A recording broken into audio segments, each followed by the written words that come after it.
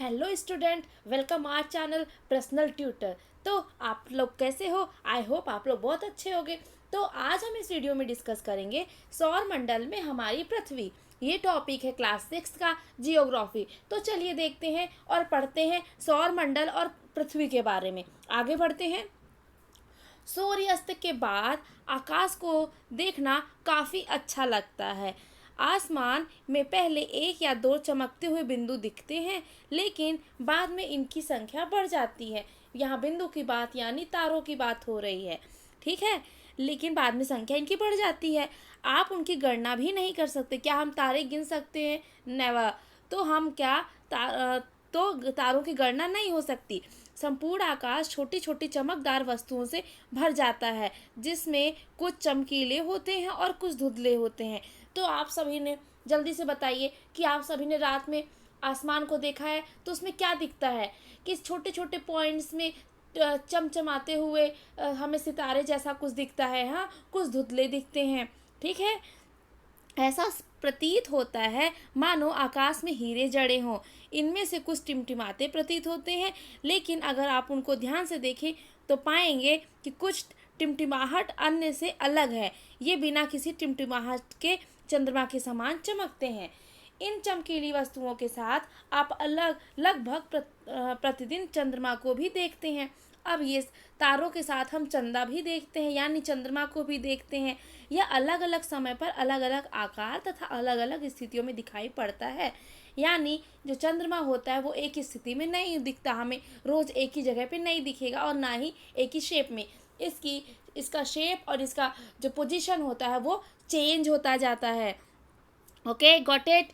तो आगे बढ़ते हैं। आप पूर्ण चंद्र को लगभग एक महीने में एक बार देख सकते हैं। यानी हम जो पूरा राउंड सर्कल होता है हम उसको मंथ में एक बार ही देख पाते हैं। यह पूर्ण चंद्रमा वाली रात को हम पूर्णिमा बोलते हैं और 15 दिन के बाद इनसे फिर नहीं देख पाते। लेकिन जब नए चंद्रमा की रात्रि या अमावस्या होती है, ऐसी रात में अगर आसमान साफ हो तो आसमान का अवलोकन अच्छी तरह से कर सकते हैं, ठीक है। समझ में आया कि पूर्णिमा और अमावस्या क्या होती है। आगे बढ़ते हैं। क्या आपको इस बात पर आश्चर्य नहीं होता कि हम दिन के समय चंद्रमा एवं इन सभी छोटी चमकीली वस्तुओं को क्यों नहीं देख पाते?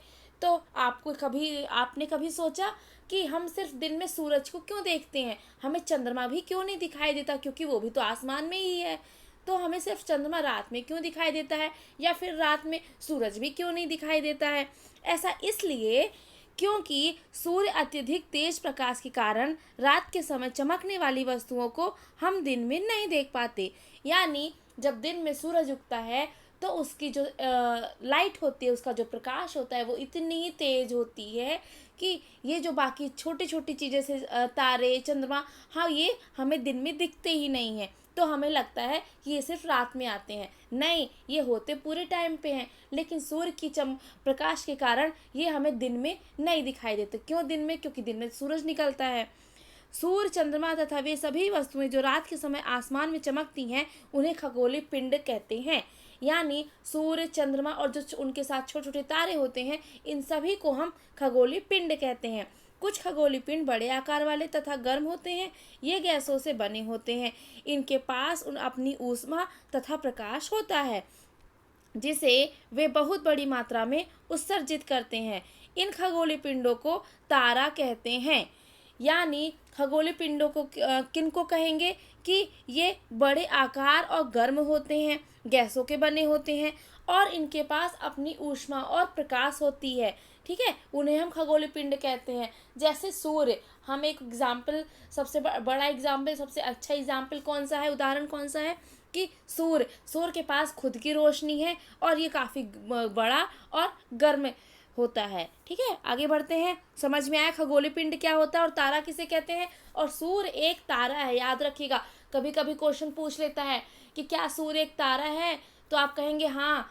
क्यों? क्योंकि उसके पास खुद की ऊष्मा है, उसका खुद का प्रकाश है, वो आकार में बड़ा और गर्म है, ठीक है। आगे बढ़ते हैं। रात के समय चमकते हुए अनगिनत तारे सूर्य के समान ही हैं। यानी जो रात में चमकते हैं तारे वो सूर्य के समान ही हैं, क्योंकि उनके पास खुद का प्रकाश होता है, लेकिन हमसे बहुत दूर होने के कारण वो हमें बहुत छोटे दिखते हैं। अपने आपने अवश्य ध्यान दिया होगा कि कुछ दूरी से देखने पर सभी वस्तुएं छोटी दिखाई पड़ती हैं। अत्यधिक ऊंचाई पर उड़ रहा हवाई जहाज कितना छोटा दिखाई देता है। यानी हम समझ सकते हैं एक उदाहरण से कि हवाई जहाज को आप ले लीजिए, जब वो आसमान में उड़ता है तो हमें वो कितना छोटा दिखता है कि हमारे हाथों में आ जाएगा, लेकिन क्या ऐसा होता है? नहीं। यानी अत्यधिक दूर होने के कारण हमें चीज़ें छोटी दिखाई देती हैं। जैसे तारे, तारे हमसे बहुत दूर होते हैं, इसलिए वो काफ़ी छोटे दिखते हैं। रात्रि में आसमान की ओर देखते समय आप तारों के विभिन्न समूह द्वारा बनाई गई विविध आकृतियों को देख सकते हैं, नक्षत्र मंडल कहलाते हैं। अब रात में कभी आप ध्यान दीजिएगा, आसमान में देखिएगा तो तारों द्वारा विभिन्न आकृतियां बनाई जाती हैं, जिन्हें हम नक्षत्र मंडल कहते हैं। अर्सा मेजर या बिग बियर इसी प्रकार की एक नक्षत्र मंडल है। अब अर्सा मेजर और बिग बियर क्या है? एक नक्षत्र मंडल है, बहुत आसानी से पहचान में आने वाला नक्षत्र मंडल है। स्मॉल बियर या सप्तऋषि, स्मॉल बियर को ही हम सप्तऋषि बोलते हैं। ये 7 तारों का समूह होता है जो कि एक बड़े नक्षत्र मंडल अर्सा मेजर का भाग है। हम चित्र में आगे देखेंगे। प्राचीन समय में लोग रात्रि की दिशा का निर्धारण तारों की सहायता से ही करते थे। ठीक है, प्राचीन समय, दिन के समय कैसे कर लेते थे? सूर्य की परछाई से कर लेते थे। ठीक है, जैसे सूर्य उगा तो उसकी जो इंसान खड़ा हो जाता था, तो जैसे जैसे उसकी परछाई बनती जाती थी वैसे वैसे समय का निर्धारण हो जाता था। अब रात्रि में कैसे करेंगे? तो रात्रि में जो तारे होते थे उनके माध्यम से समय का निर्धारण किया करते थे। इसे ध्रुव तारा कहते हैं। उत्तरी तारा उत्तर दिशा बताता है, यानी जो उत्तर दिशा में तारा होता है वो उत्तर दिशा बताता है और इसे हम ध्रुव तारा बोलते हैं। तो पूछ लिया जाएगा क्वेश्चन अगर कि ध्रुव तारा किस दिशा में होता है, पूर्व, पश्चिम, उत्तर, दक्षिण, तो किधर बताएंगे आप कि यह उत्तर दिशा में होता है। ठीक है, यह आसमान में हमेशा एक ही स्थान पर रहता है। हम सप्तऋषि की सहायता से ध्रुव तारे की स्थिति जान सकते हैं। चित्र में देखेंगे हम, सप्तऋषि मंडल के संकेतक तारों को आपस में मिलाते हुए एक काल्पनिक रेखा खींची जाए तो उसे आगे की बढ़ाया जाए तो वह भी ध्रुव तारे की ओर इंगित करती है। चलिए देखते हैं ध्रुव तारा कहाँ है और सांकेतिक तारे कहाँ हैं। तो उत्तर दिशा, उत्तर दिशा में क्या है? ध्रुव तारा। ठीक है, समझ में आ रहा है। और ये जो 7 तारे हैं, 7 स्टार्स हैं, ये कहलाएंगे सप्तऋषि स्टार, यानी सप्तऋषि तारे। ठीक है, कुछ खगोलीय पिंडों में अपना प्रकाश एवं ऊष्मा होती है, वे तारों में प्रकाश से प्रकाशित होते हैं। ऐसे पिंड ग्रह कहलाते हैं। अब हम जानेंगे कि ग्रह किनको कहते हैं। वो खगोलीय पिंड जिनके पास प्रकाश एवं ऊष्मा नहीं होती, यानी ऐसे ग्रह या ऐसे पिंड जिनके पास न प्रकाश होता है न ऊष्मा होती है, वे तारों की तरह प्रकाशित नहीं होते। ऐसे पिंड को हम ग्रह कहते हैं।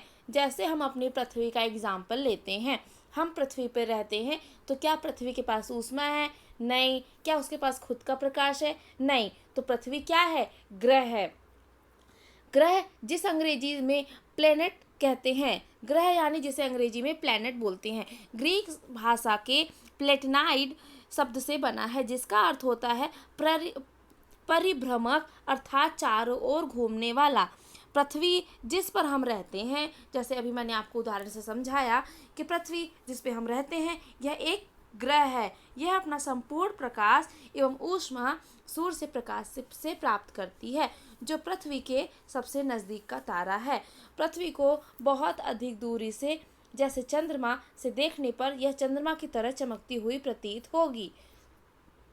अब इस पूरे पैराग्राफ में क्या समझने वाली बातें हैं कि ग्रह क्या होते हैं? वे पिंड जिनके पास स्वयं का प्रकाश और ऊष्मा नहीं होती है, वे पिंड ग्रह कहलाते हैं। इनको इंग्लिश में प्लैनेट भी बोलते हैं। अब जो प्लेटनाइट शब्द होता है ग्रीक भाषा का, उसका अर्थ होता है परिभ्रमक, अर्थात चारों ओर घूमने वाला।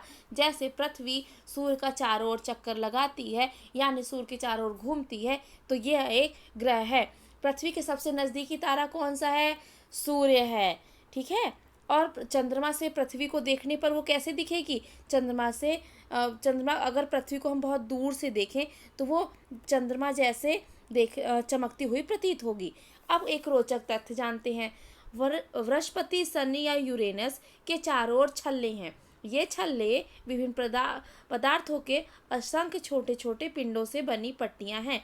पृथ्वी इन छल्लों को शक्तिशाली दूरबीन की सहायता से देखा जा सकता है। तो आपको इस पूरे सौर मंडल के में पृथ्वी का स्थिति समझ में आई, और सौर मंडल में ध्रुव तारे क्या होते हैं, सप्तऋषि तारे क्या होते हैं, ग्रह किसे कहते हैं, और सूर्य किसके पास स्वयं की ऊष्मा होती है, प्रकाश होता है। ठीक है, सब कुछ समझ में आया। आई होप आपको बहुत अच्छे से क्लियर हुआ होगा। Thank you.